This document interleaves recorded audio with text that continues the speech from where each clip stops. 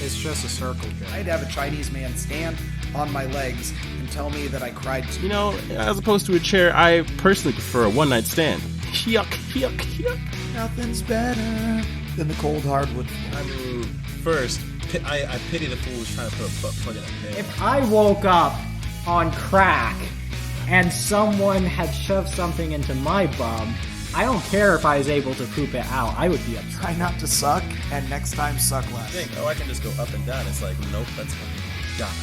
5, 4, 3, 2, 1. All There's right. some lag, but it'll be okay. Was that good for everybody? That was good for me.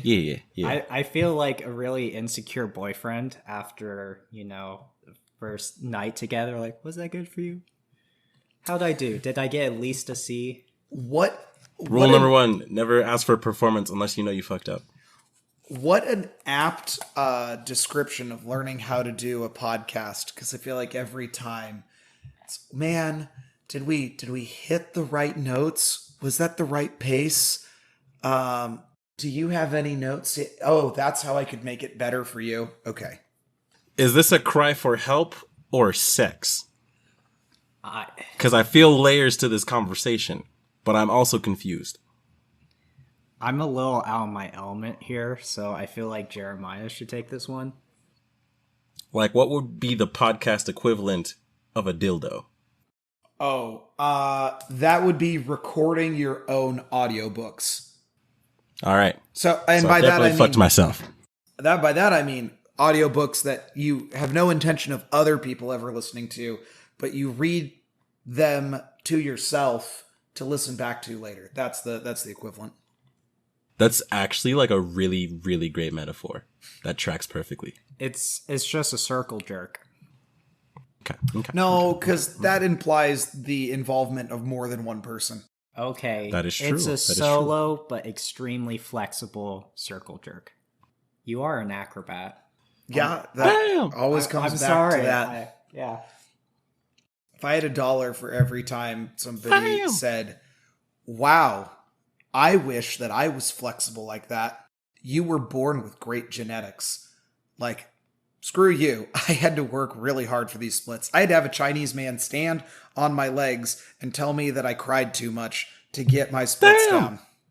Well, now I have to ask for elaboration on that story. So tell us how you got into this line of performing work, because this I want to know more about this Chinese man. Okay, well, I'll tell you about... I won't start at the very beginning. Let me start when I did the bulk of the training.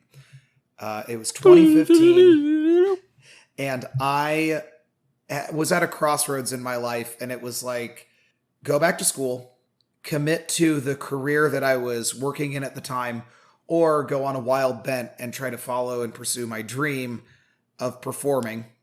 And I moved out to San Francisco, and for 4 months trained intensively at San Francisco Circus Center, which primarily had teachers who worked in China. I think mostly the Nanjing Circus. So yeah, this man's name was Xiao Wang. Ooh. And he is great. I do have that distinct memory, and I love telling the story. It makes him sound more like a drill sergeant than he was, where I would put my legs against the wall with my feet in the air, and you try to bring them down so that your feet are on the floor.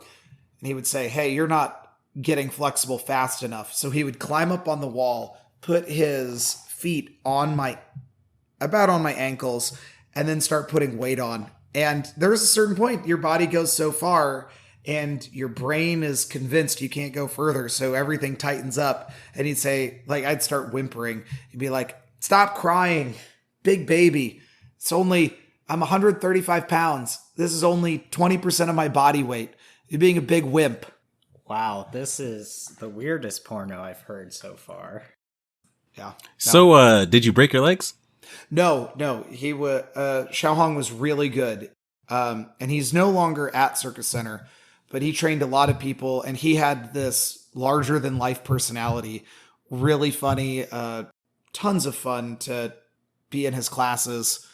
So no, I didn't break my legs. I didn't sustain any major injuries when I was training at Circus Center. Did you sustain any emotional injuries? Emotional damage. No, not really. Everybody there was great. They were really, really great. Really great developmental and life experience. So my main question when it comes to that is, what was the application process like to get into that sort of thing? Because I can't imagine how, if I wanted to right now, I would become an acrobat. I can't imagine what that process would look like. You know, I don't know if they do intensives anymore. At the time, I had to send them a video that showed I could do certain things. Like I had to send a video of me showing off my upper body strength, various skills. And then they got back to me and said, okay, you're good to go. What dates are you going to come down? I think they've changed their program. They were less intense than some of the bigger schools, like the ENC, the National Circus School up in Canada. They are really strict. I've known a ton of people who go up there on audition and haven't gotten spots. And one guy who did, and he's got a fabulous circus career right now. So you snuck in at just the right time. Well, for the level I was also training for, like, I'll be really clear. I was not like going to Cirque du Soleil. I've been there as an audience member, but not on a performer side. But like anything, you have levels. It's like going to an amateur baseball game rather than a pro baseball game. You're not in the MLB. You're, going around 92 games a year and not getting paid for it. I did get paid, just not superstar levels or not Cirque du Soleil money. That Cirque du Soleil money. How much does... I'm so bad at saying words. The circus people, how much do they make when they're really good? I don't know. I know a lot of my friends, they made a pretty good professional living. And the best part about Cirque du Soleil is that you can learn other skills while you're there and their health benefits and what they do for their athletes and keeping them sustainable is the biggest thing they do. Because there's a lot of people who they'll train for so many years, they'll do an act for like 5 years, but they didn't know how to take care of their body the right way. So then they're shot. So then they're out into the world with no other kind of job or professional skills. They've been a performer. Dang. So that sucks. I remember 10 years ago when I was really looking at Cirque, that was a big draw, was that they really wanted to make sure that they could develop you and give you options for even as you retired. So the moment you came on, they were already like, okay, this is great what you're doing now, but let's talk about what are you going to do in 10 years, 15 years, 20 years? How are we going to develop you so that you can still be successful afterwards? That is more long-term thinking than most people do, like by themselves. So that's really dope. Yeah. Well, and when you're talking about an industry that mostly you're going to excel at in your 20s and 30s, and then by the time you're in your 40s, you're probably going to be stepping back to an educational role or a role where you're being creative in different ways. It's really good long-term thinking. Because I always wondered watching acrobats in the Olympics, because they're all, super young. And I just always wonder, what do they do once, their bodies are no longer able to be at that peak level of performance? What do they move on to after they've hit that sort of high? That's a great question. Point of clarity, those are gymnasts. So there is acrobatic gymnastics. I won't get into all that, but for most of them, they're so young. Most athletes in the Olympics, at least for females, they're peaking before they're 18. Or in that area. Males, they do pretty well into their early 20s. And then you see a lot of guys kind of drop out and go to the next stage of life. And then you occasionally get a super athlete like Simone Biles, who she is still going. She is taking care of herself. She's still performing at a level so high that, without getting into too many politics, the gymnastics institution said, hey, you're so good that we don't want other people attempting the skills you're doing because they'll probably get hurt. So we're just going to make your skills worth less. Not worthless, but she can't score like she should be, which is just ridiculous. So anyone who's listening to this, Simone Biles is the greatest gymnast probably in the next 2 generations. I would love to be proved wrong on that, but I don't see it happening. So yeah, there's some insight into the circus world, or at least my story. All right, well, welcome to Last 3 Brain Cells. My name's Lucas, your little pig boy, here to give you an oinkgasm. And I'm here with Jeremiah. What? Yep. We're sitting here. I'm clearly the acrobat who was talking. Pig boy, did you really think that was going to land? I don't know if that landed. Sammy, what do you think? Honestly, I'm still reeling from Pig Boy. I'm still trying to process this. Pig Boy, I'm still trying to process this. But so he gives you an oinkgasm. The oinkgasm was the joke. I know it's not good, but once I thought of it, I just had to say it. I'm descending further down into insanity trying to wrap my head around this, but please continue. Well, so that's who we are over here, and who else are we with here? That's your cue. Oh, I thought he already called me out and he said that we're here with Sammy. I thought that was my cue. Oh, well, we got cues on cues. We got cues lined up. We got letter cues. We got cues spelled with C's. We got pool cues. We are really embodying our podcast name right now, and I wouldn't say I'm proud, but it's a thing. It was a great name. Better than disappointed.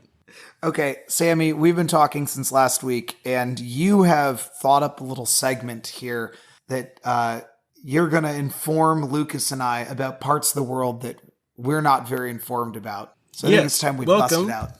It's about time for my new segment, the condiment comedy. I'm gonna hate myself if I can't pronounce this every single time. The condiment comedy corner, where it's my job to help you catch up. Mustard on that gas. Okay, so on today's comedy condiment corner, we have a tweet from New York Senator Alexandria Ocasio-Cortez, whose plea for furniture advice went just quickly and terribly off the rails.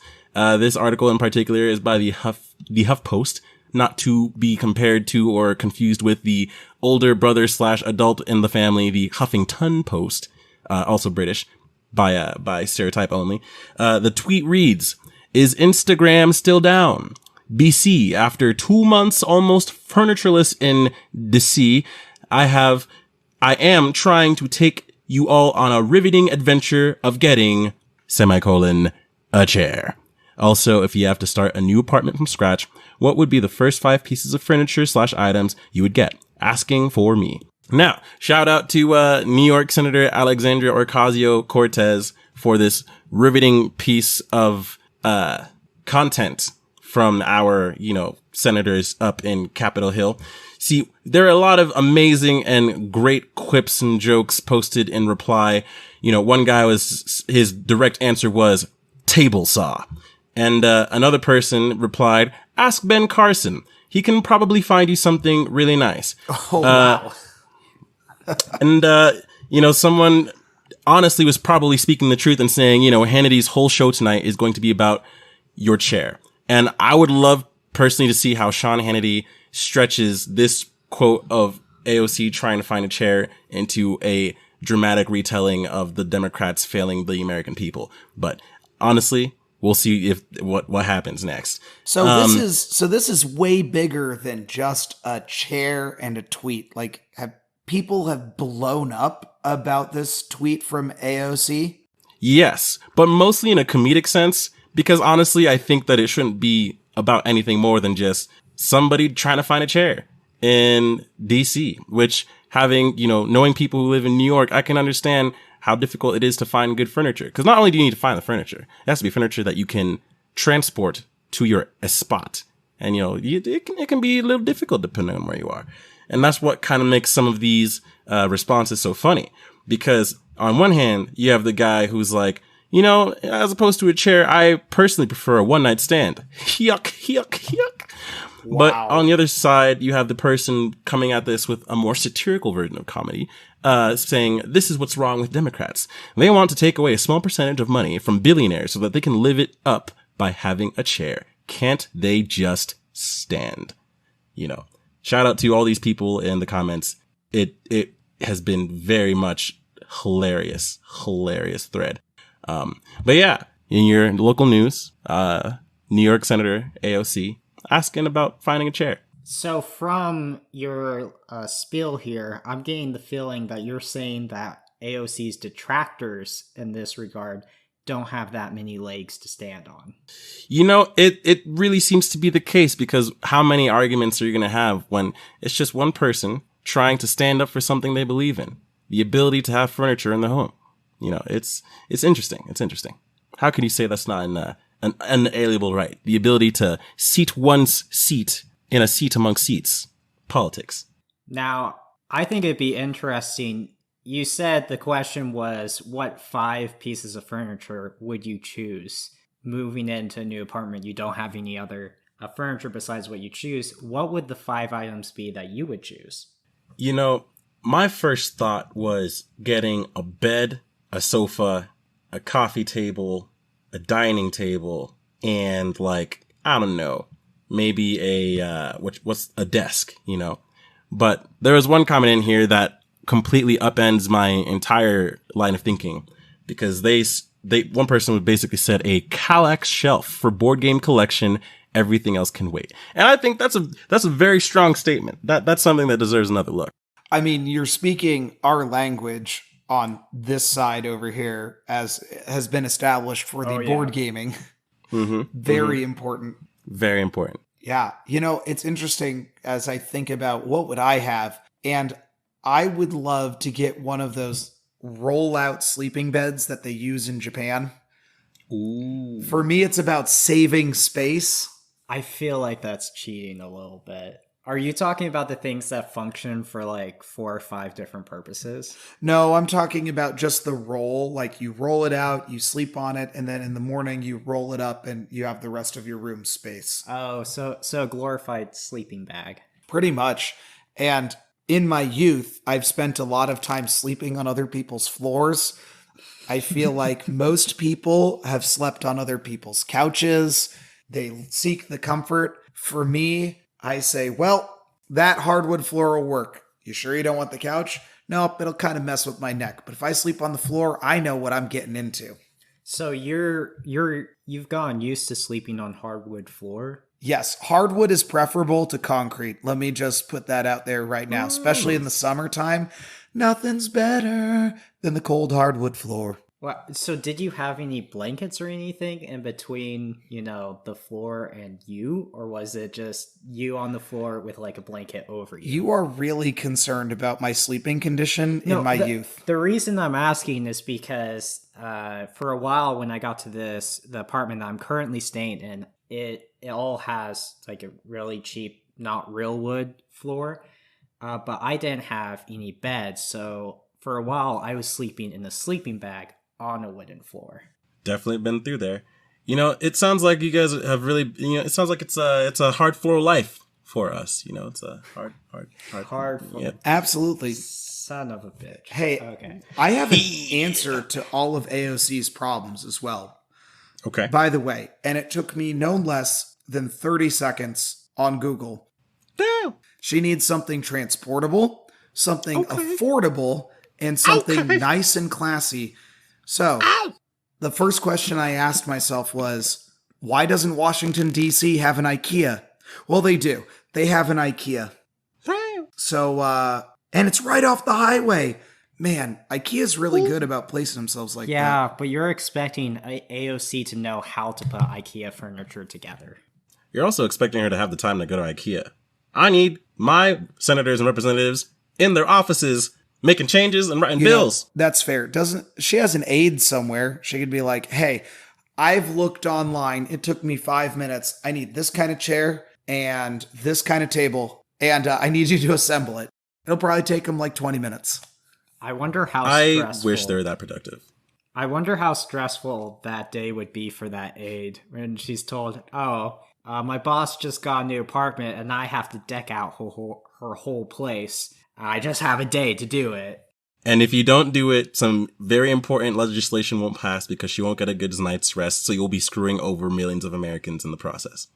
Have fun. That stuff's decided well ahead of time. I want to see the Sean Hannity show on that aide. Yep. It's just a show that's just the aide, and it's...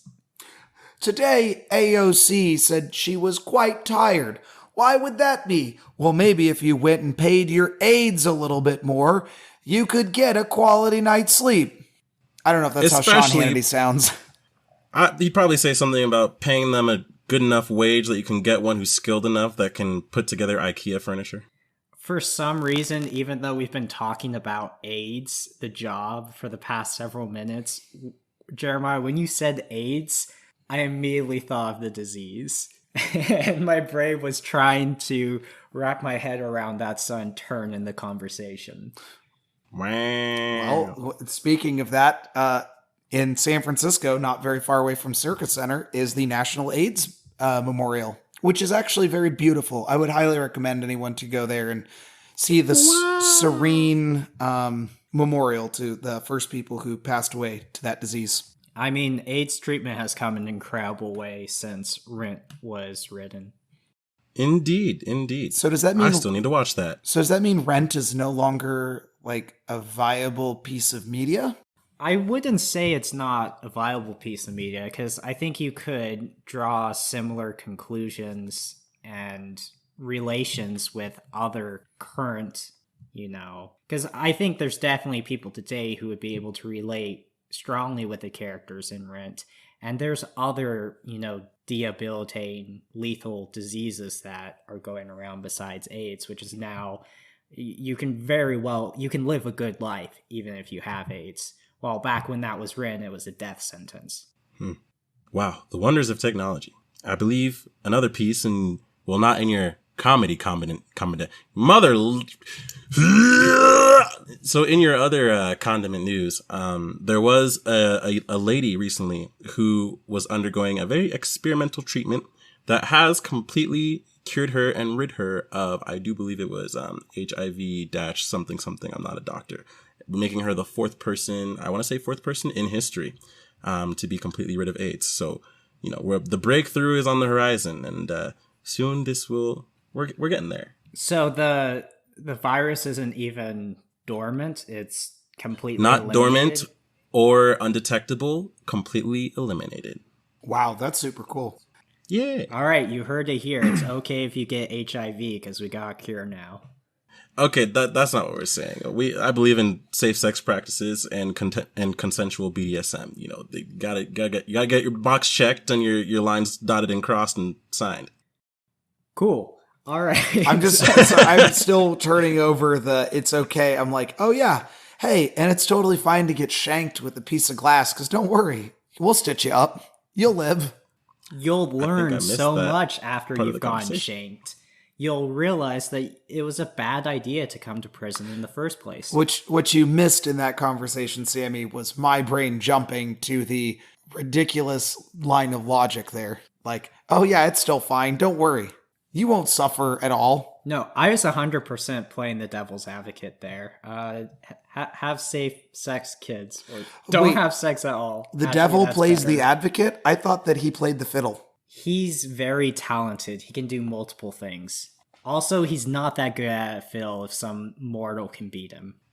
That's not a bet I'm willing to make. So, moving on to the next segment. No, actually, since we brought up The Devil Went Down to Georgia, I just really love how The Devil Went Down implies that Georgia is below hell. Damn! Wow. All right, what you got next for us, Sammy? Barbecue sauce?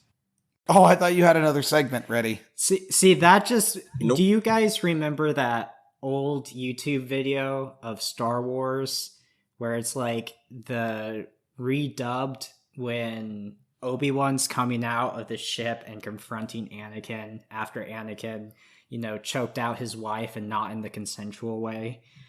Oh my.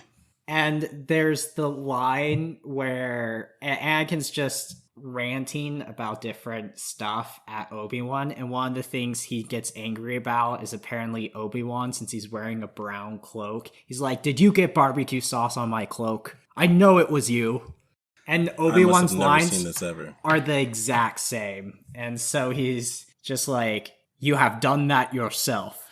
Is this a bad lip reading video?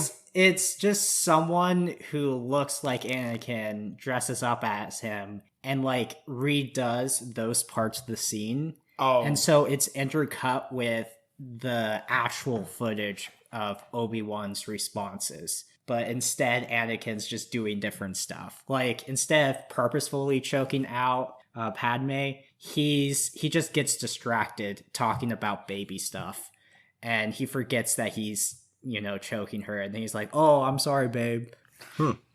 It's a really, it's a fairly ancient video. I just didn't know if anyone else knew about it. Is it as old as Star Wars Kid?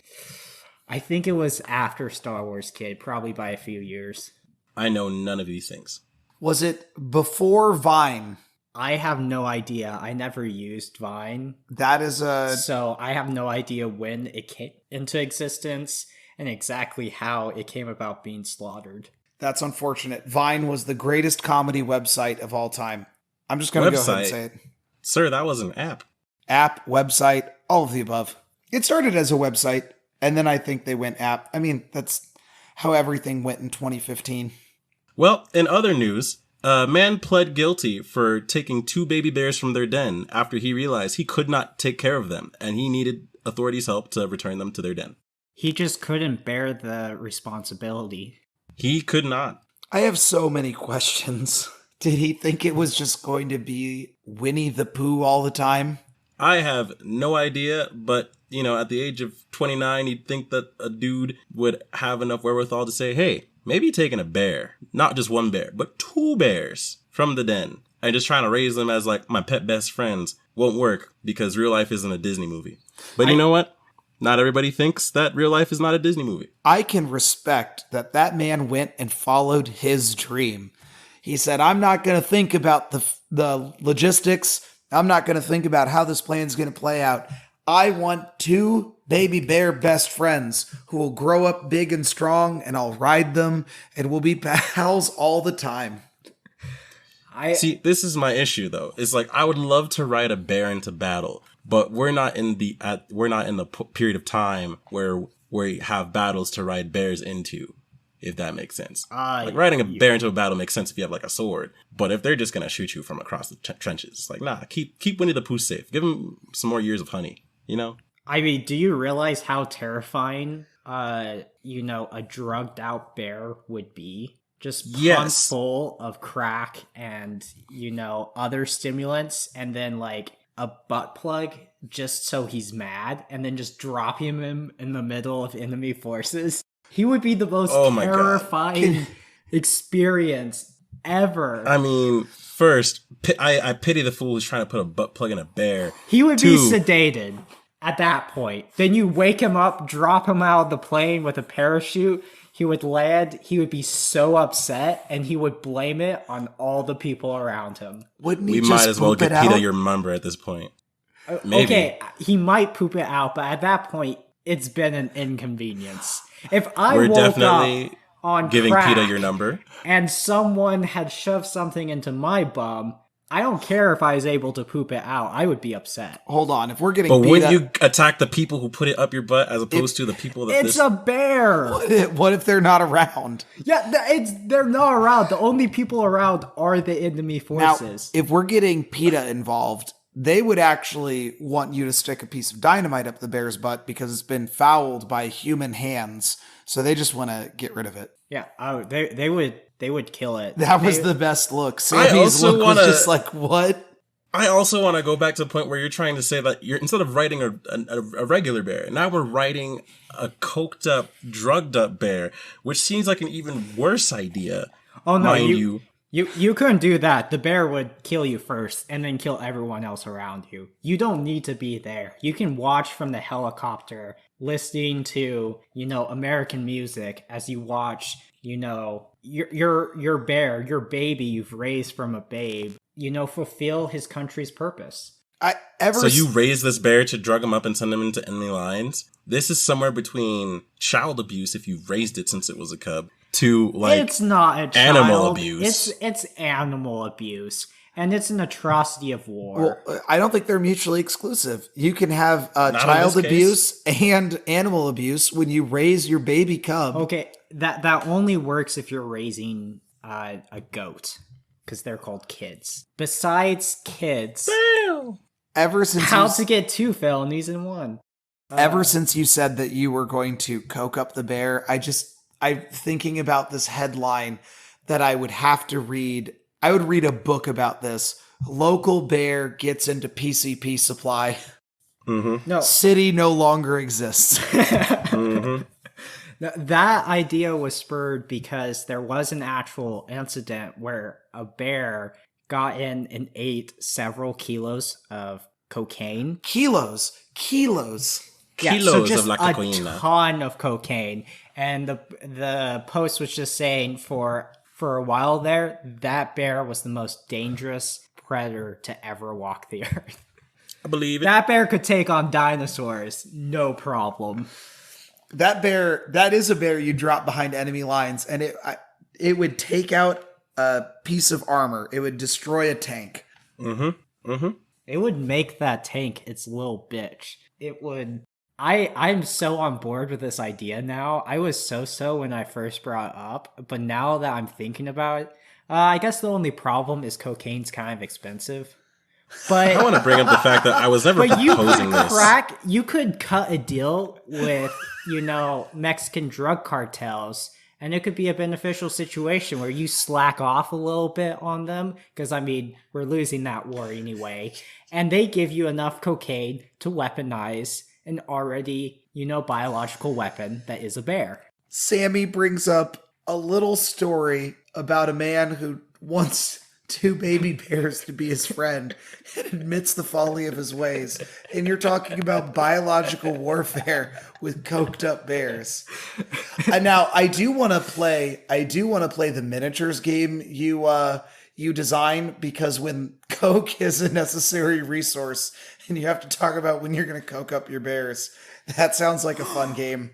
For that game, I'm kind of in need of 1 or 2 more classes. I already have space zombies and, sentient candy. What are you talking about? Oh, it is another board game I'm designing. Oh, I remember that one. On the back burner for years. Okay. I could have coked up bear. Coked up bears could be in a... Oh, okay. Just wait. This kind of sounds like a game designed by the Oatmeal. They have exploding kittens. They have the Oatmeal's that guy who he makes comics. He's made a lot of games now. Exploding Kittens, something burrito. But that sounds like a game he'd make, is coked up grizzlies. It would be the most deadly battle royale of a board game. All the players are on the board and there's just a coked up bear that the AI equivalent for board games is controlling, or you could just put one person who's the bear master. He's allowed to bear arms. Second Amendment. No. And he just goes around, and it's just a survival game, and you have to, push your other players into the bear. Oh my goodness. That reminds me of one of the weirdest but most fun games I played with my brothers as a kid. We called it The Worm. So hold on a second. Based on your line of logic so far, your through line, I can only imagine that you used to have 2 more brothers and you lost them to coked up bears. No, there was another game that involved bears, but that's a separate issue. And teddy bears, not actual bears. Our parents wouldn't allow us. I thought you were talking about the kind of bears you'd find on Folsom Street. What? Is that like? Are you talking about the Bernstein Bears, or I don't get the reference? It's people who understand a little bit about gay culture will know what I'm talking about. Wow. Oh crap. No. We Wow. were raised in a good half Christian household. Wow. My dad's Christian, my mom's atheist, which is interesting. But anyway, back to the worm. So what we would do is we would take a sleeping bag, and one of us would crawl into the sleeping bag backwards, and they would be crawling around as the worm. And the rest of us, we would be limited to walking around on our knees to limit our movement. And the goal would be to survive without getting caught by the worm. If you get caught by the worm just envelops you, and then you become the new worm. And there was so much sacrifice involved in that game, where we would hold each other and make noises as the worm lumbers around closer. And eventually, at the end, just split desperately as the worm flounders around and envelops one of us. Lucas, you now make more sense as a person. I just want to put that We out were there. very creative kids. That too. Also, it was a really fun game. Don't judge me. That's Too amazing. late. Well, based on our time and where we're at, and we're talking about games anyway, I think it's time that we bust into the board game pool. Did we name this segment? I don't think we did. To be future named, so those of you listening to this and hear that weird voice that voices over, that's not in post. That's how my girlfriend sounds. Oh, Canada, our home and native land, true patriot love in all of us command. With glowing hearts we see thee rise, the true North strong and free. Damn. Okay. The notes in here say crazy things we play. So maybe we'll have to go for that right now. Yeah, that'll be our working title until we think of an actual title. So, little background on this. Lucas and I met through playing board games. And we play a lot of games. Deep cut games, complicated games, all sorts of stuff. Sammy does not play board games. Well, I just started playing one, and it's pretty... I'm ashamed. I'm not going to bring it up. okay. Sorry. We'll I have said to talk nothing. about it after the show. Is it Candyland? Candyland's not a game. I'll I will never be ashamed of playing give you a Candyland. hot take on Candyland another You day. should be ashamed. But moving on. Okay, so Lucas and I both recently played this game, and we're gonna go over the lore and then kind of describe it to Sammy and just see how things go. Yeah. Okay. And okay. if it goes Yeah. badly, we'll just in post go back in time and fix it, which will make sense in a little bit. Okay, so the game is called Anachrony by Right. Mind Clash Games. So here's a little summary of their lore. All right, this is Jeremiah from the future. Unfortunately, my Canadian girlfriend had to move back to Canada. The past Jeremiah seemed to struggle a little bit, so I'm going to give him a little hand here. An explosion of mysterious origin rocks the Earth, releasing massive amounts of energy and causing devastating natural disasters that wipe the majority of humanity from the face of the planet. For years after this day of purgation, mankind hides in these shelters in fear of the world above. Eventually, however, the largest and bravest of these holds crawl their way back to the surface. These groups band together and establish a foothold for humanity, the world capital. Over the next 300 years, 4 organizations separate themselves from the world capital to form their own independent cities. Each of these cities preaches a separate ideology, and each claims to be the path to humanity's salvation.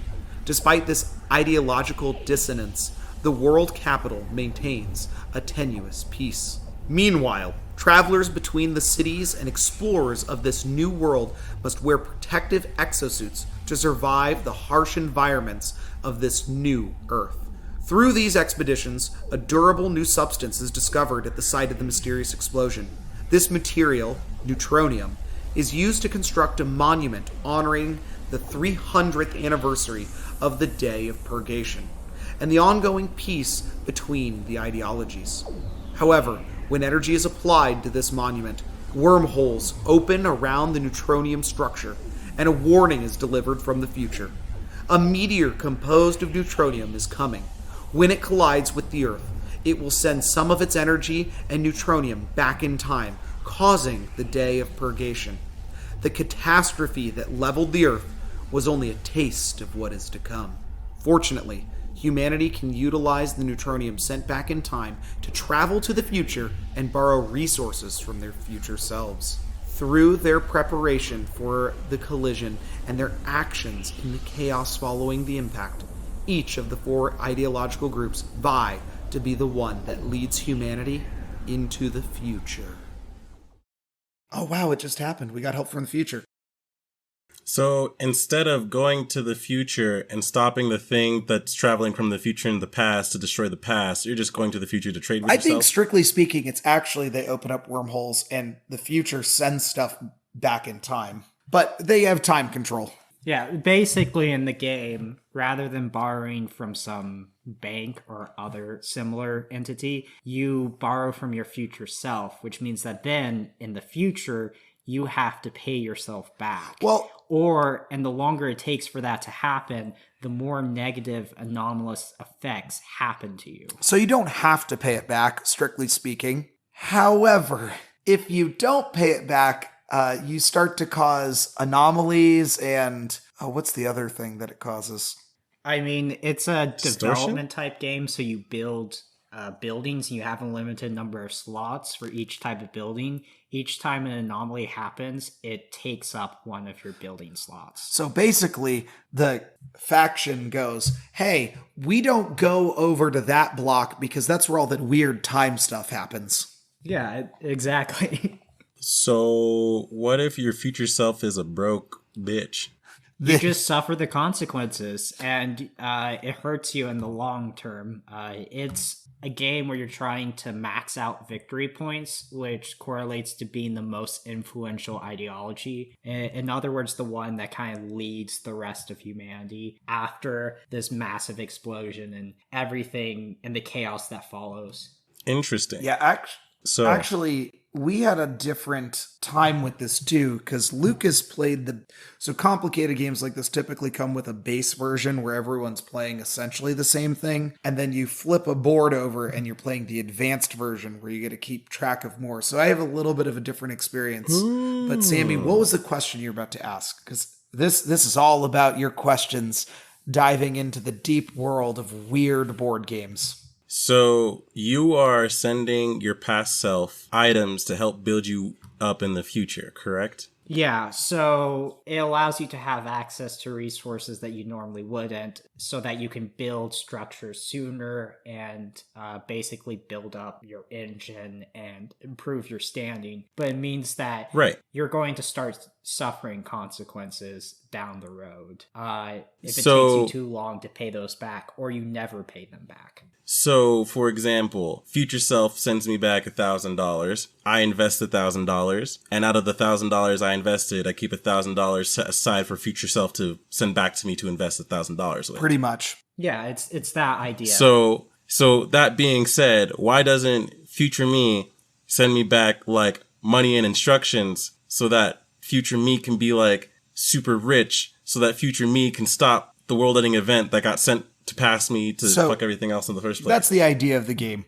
So in the game, they have a timeline that's set up, and you always know where the bad event's going to happen, and a little bit of the game changes. But the idea is that as a player, you're deciding what you need right now and hopefully paying it back later so that you can save humanity, essentially. So it's 7 rounds where the meteor hits after the 4th round. At the start of each round, you can select up to 2 types of resources to send back. Now, as for the question of why don't you just send everything you could possibly want, well, wormholes are an advanced technology that requires this rare resource. So you can't send yourself back everything. You can send back people and, exosuits to travel to the capital. You can send yourself back that resource because that resource doesn't always show up until after the meteor strikes. Yeah. So Okay. here's an interesting thing. I didn't get a chance to look at the base game, but in the advanced game, everyone has a different condition for evacuating. In the base game, everyone's got the same one. I played the No, the conditions for the base game are different Oh, for are they? evacuation. Yeah, it's just When I looked at them, they all things looked are the less- same. No. When I played, all of us had different evacuation conditions. And Jacob, who's played it a lot, one of the people I was playing with, he won because he scored like 40 points off of his. Really? Because he had the one where the material that you use to time travel, he gets points based on how much of that he has, and he had almost all of it that was in the game. Oh, interesting. I wonder if it was...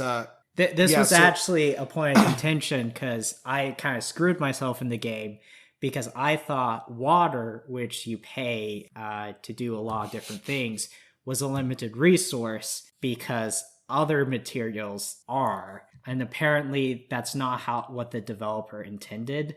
So I spent the first 3 rounds of the game hoarding all of the water in the game. So I, as being the water baron, I was just going to lock everyone else out being able to do anything without first getting my water. Well, I'd really like to see what the first sides are, because I know for the second side, which Jacob told us were different, and I don't know exactly how. I was playing a faction that absolutely needed to not fix the past, so they basically went into debt, and their condition for being able to leave was that they had to screw up the timeline enough for them to all leave. Actually, we've been talking about the leave thing, but we haven't explained it. Oh, yeah. So each group, you have your own little city that you can build up, and that can give you actions that the workers you have and that you can get, you can do those actions in your city. But most of the actions are in the world capital. And so you have to power up these exosuits in order to send your workers to the capital. Otherwise, they can't make the trip and survive. Okay. And so Makes sense. after the meteor hits, basically the capital's toast and everything's falling apart.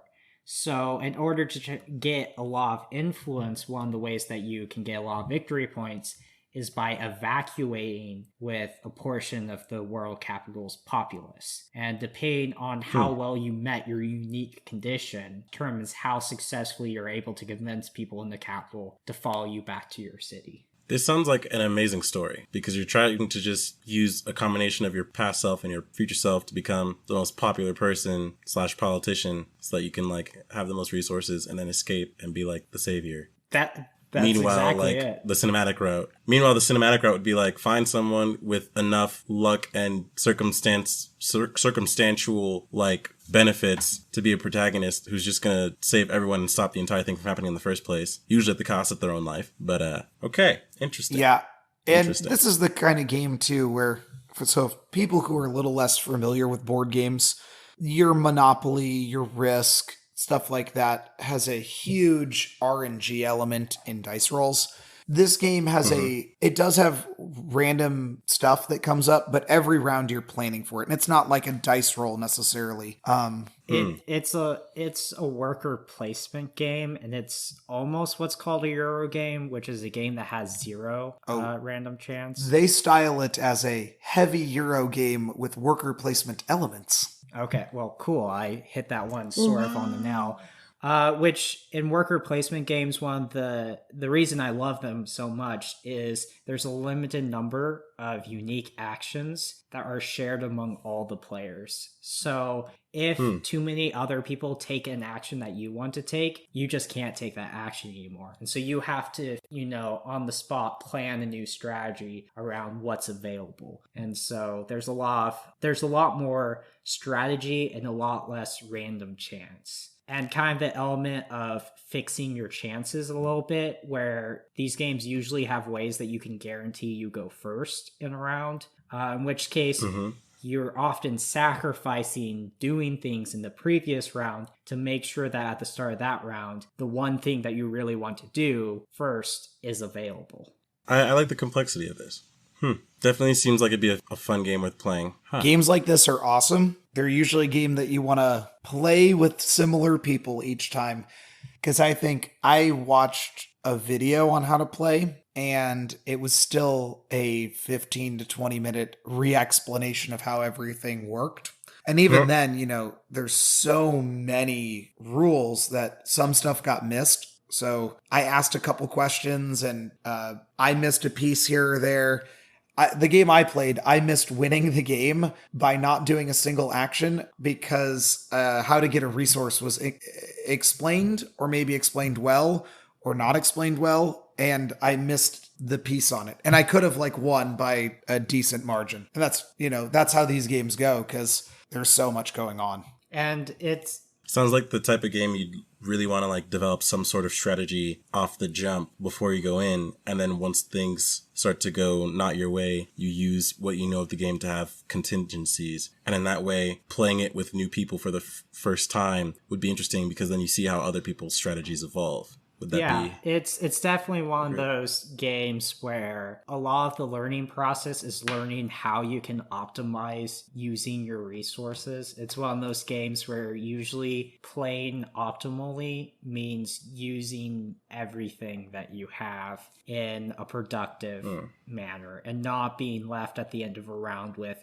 oh, I have these resources, I didn't use them, or I'm not planning on using them anytime soon for any particular purpose. It's one of those things that it probably take a few games, especially if you're not a huge board game aficionado, to learn all the different rules and understand how everything works. But once you get it, it's really fun kind of solving that puzzle. It's really fun if you like analysis. If you don't like analysis, you will probably hate this game. It will just be horror, abject horror.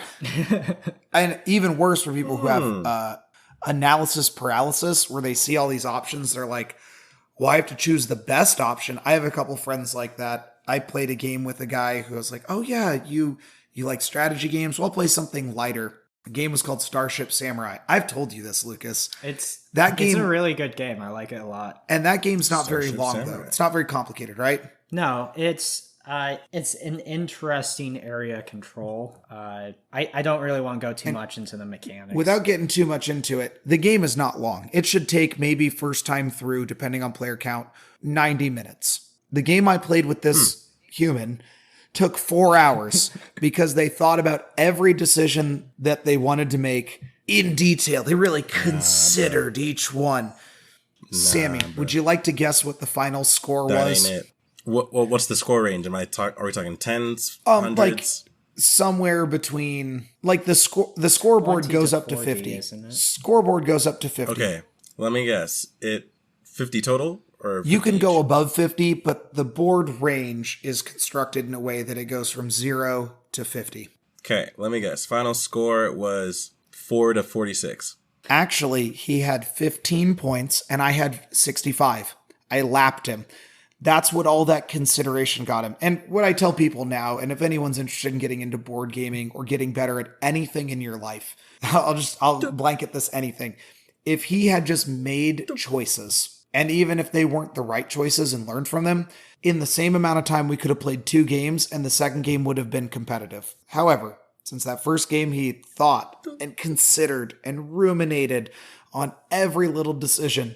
The game took 3 times as long as it should, and he still lost by a huge margin. Because if he had lost by that huge margin in that first game, and we had played it in 60 minutes and said, hey, let's go for another one, second game, I'm sure he would have done way better. Because he can see the whole picture.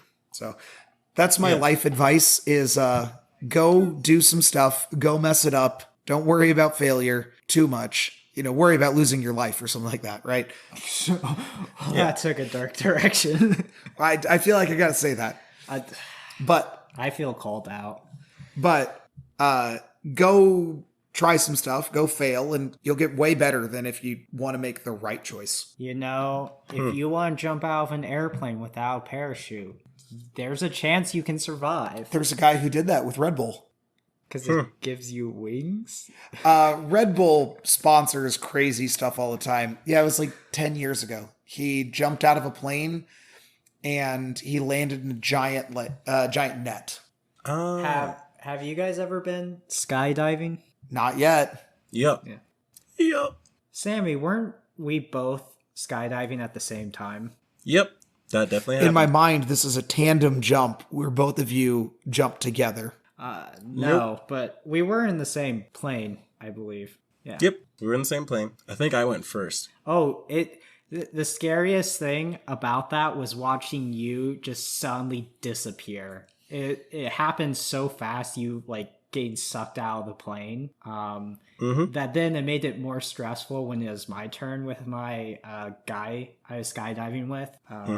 But it's interesting because once you're out of the plane, or at least my experience was, it was the highest level of panic and terror for what felt like a split second, even though I'm sure it was much longer than that. And then it was just like zip lining, but a lot faster. You know, what's crazy about that is just earlier today, I was listening to somebody talking about fear and success and building up businesses. And the guy pointed out that most people who have to jump out of a plane, in this case, he was talking about paratroopers, said all of them had anxiety until the moment they went out of the plane. And the moment that they're free and clear, there's no like fear anymore of any of that. They're just like, okay, here it is.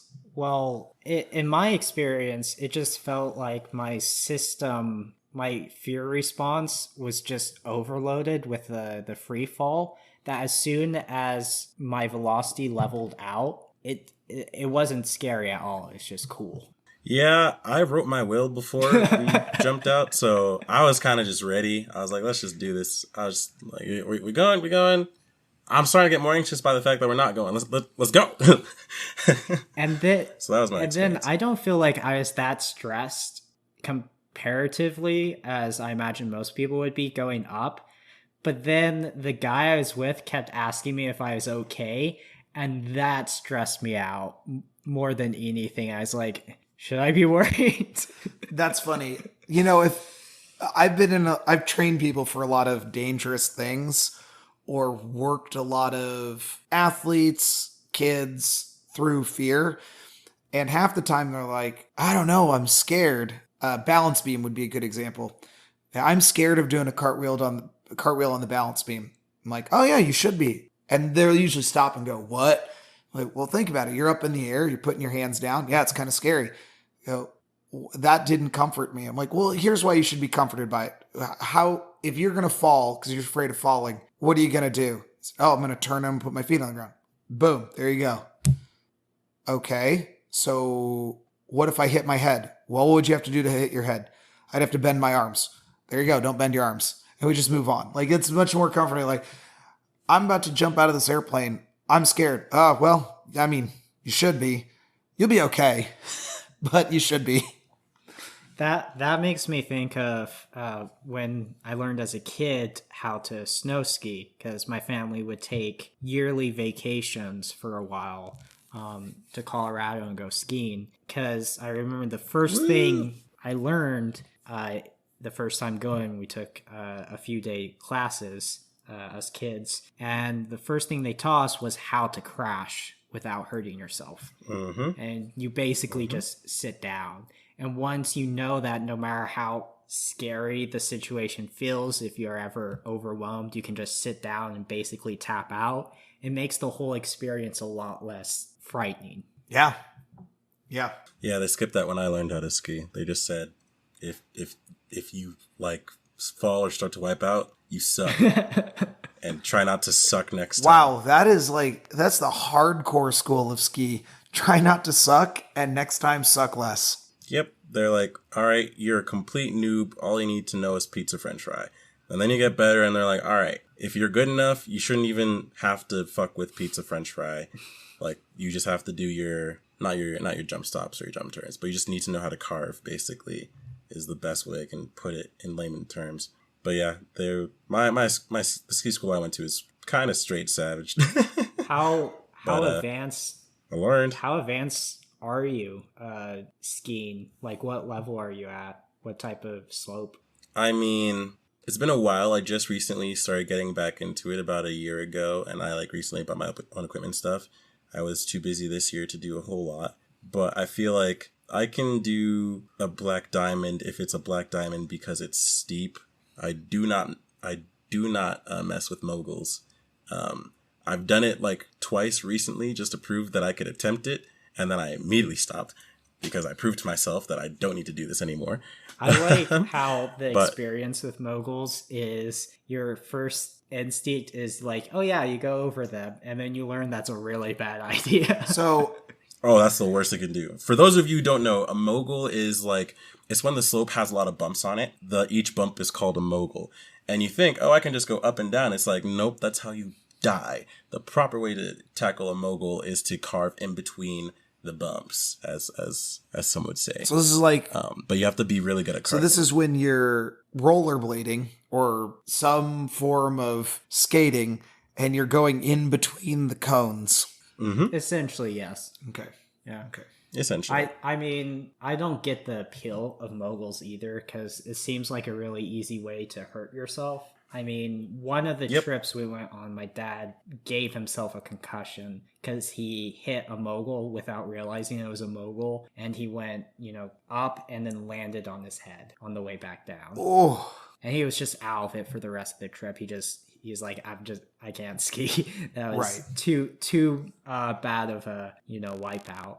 I personally, I like blue black because it has the black segments, which are more challenging, a lot steeper. But the blue is about as steep as you can go, where you can, without being really good at skiing, you can go fast without hurting yourself. Yeah, I'm a fan of those too.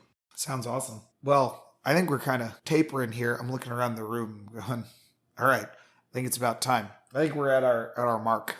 Yeah, I don't remember what time we started, but I'm sure worst case scenario, this is calling a little bit early. I think we put in a solid hour 15. Yeah, we'll live. Anyone listening will live. Well, I'm not guaranteeing you'll live. Don't go coking up a bear and what if you gain ready to tango? Don't coke up a bear and ride it going down a mogul. That's what I've learned from today. So, but you would be the coolest motherfucker in the world if you pulled that off. Red Bull will definitely sponsor that. While we work on the Red Bull sponsorship, signing off, Jeremiah, Sammy, and Pig Boy.